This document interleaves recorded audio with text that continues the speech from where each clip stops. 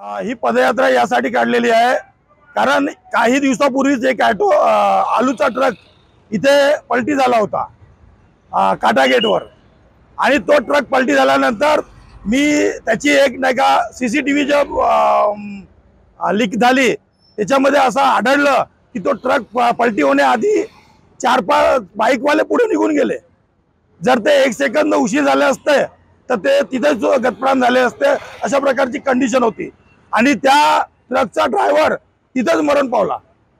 एवढी भयानक परिस्थिती असताना प्रशासनाचा एक अधिकारी इथं ढुंकून बघत नाही, इथे साधा एक ब्रेकर तयार करत नाही, रिफ्लेक्टर लावत नाही किंवा फलक लावत नाही। या प्रकारची अव्यवस्था या रोडवर आहे आणि या रोडचे आम्ही रोज पैसे भरतो, टोलच्या रूपाने रोजचे आम्ही रोज पैसे भरतो। असं असताना या प्रशासनाला जाग न येत असल्यामुळे आम्हाला हा पवित्रा घ्यावा लागला आणि जनतेकडनं ही माहिती घ्यायची आहे का या रोडवर नेमका त्रास कोणत्या जागेवर पॉइंट काय आहेत। जसं 3 एक्का गेटच्या समोर एक पट्टी आहे जे 4-6 बोटाची पट्टी आहे, तिथे रोज छोट्या गाडीवाले लोक पडतात। अशा प्रकारे आमच्या बल्लारपूरच्या नागरिकांच्या जीवासोबत हा जीवघेणा खेळ जो प्रशासन आणि PW सार्वजनिक बांधकाम विभाग आणि टोल वाहक करत आहेत, नगर प्रशासन करत आहे, या लोकांनी हा बंद करावा। आमची अशी एक मागणी आहे की बल्लारपूरचा हा रस्ता दुरुस्त करा। तो जो झेड आहे श्री काटा गेट ते श्रीमंगल करायलापर्यंत जो झेड आहे तो सरळ करा।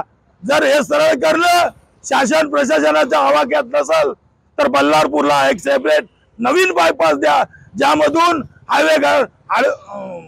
हेवी लोकल चालतील, हेवी गाड्या चालतील आणि बल्लारपूरसाठी हा रस्ता खास बल्लारपूर शहरासाठी हा मोकळा होईल। ही आमची मागणी आहे आणि ही मागणी जर झाली नाही तर आम्ही यासाठी उग्र आंदोलनाचे पवित्र घेऊ आणि यासाठी पुढे एक टप्पे निश्चित करू आणि बल्लारपूरच्या शहर जनतेचा सहभाग घेऊन हे आम्ही मागणी पूर्ण केल्याशिवाय सोडणार नाही, अशी माहिती वंचित बहुजन आघाडीतर्फे आपल्याला देण्यात येते।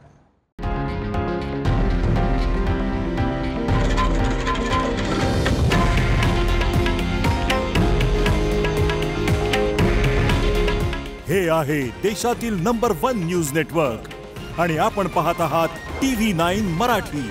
काळजी तुमची, हित महाराष्ट्राचं।